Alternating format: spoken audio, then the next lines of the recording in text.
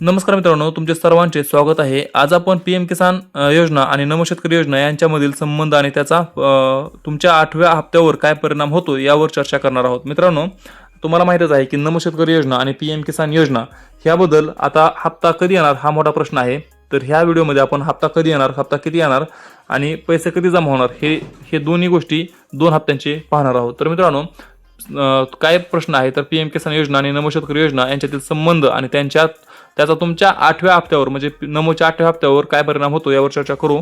तर मित्रांनो, तुम्हाला माहितच आहे की नमो शेतकरी योजना ही केंद्र सरकारची पीएम किसान योजनेवर आधारित आहे. म्हणजे मित्रांनो, आपली राज्यातली जी नमो शेतकरी योजना आहे ती पीएम किसान योजनेवर आधारित आहे. ज्या शेतकऱ्यांना पीएम किसान योजना लाभ मिळतो त्यांनाच राज्य सरकारची ही नमो शेतकरी योजना लागू होते. त्यामुळे जर तुमच्या पीएम किसानच्या माहितीत काही त्रुटी असतील, जसं की जमिनीची तपशील चुकीची असणे किंवा नाव जुळत नसणे, तर तुम्हाला राज्याच्या योजनेचा लाभ मिळण्यातही अडचण येऊ शकते. म्हणजे मित्रांनो, जर तुमच्या पीएम किसानच्या माहितीमध्ये काही चुका असतील, त्रुटी म्हणजे काही चुका असतील, जसं की जमिनीची तपशील किंवा अन्य कोणतीही चूक, आणि ही चुका जर असतील किंवा नाव जुळत नाही, तर तुम्हाला राज्याच्या योजनेचा लाभ मिळणार नाही. म्हणजे जर तुम्हाला पीएम किसानचा लाभ भेटत नसेल तर तुम्हाला राज्यात जी योजना आहे आपली नमो शेतकरी योजना त्याचा देखील तुम्हाला लाभ भेटणार नाही.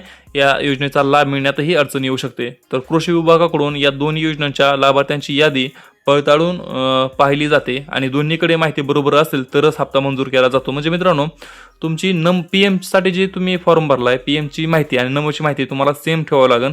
सेम माहिती असेल तर तुम्हाला फायदा होणार आहे, दोन्ही योजनेचा तुम्हाला लाभ भेटणार आहे. नाहीतर पीएमची माहिती चुकीची असेल तर नमोचा हप्ता बंद पडू शकतो आणि नाहीतर पीएमचा देखील बंद पडू शकतो.